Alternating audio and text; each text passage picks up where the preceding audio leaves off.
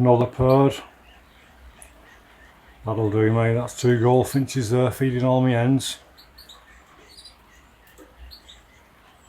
Game set to match that for breeding season, I'd say. As soon as you see your goldies feeding your hens, that's it.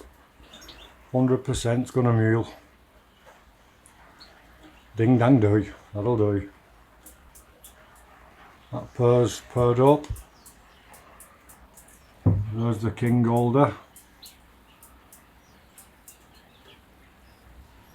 He'll go down on 8 to 10 hens every morning for 5 mornings, no problem at all anyway. I just didn't want to burn him out, so bought a new goldie in.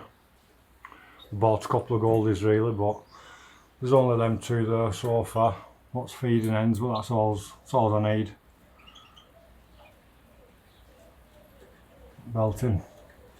Happy days. Roll on breeding season.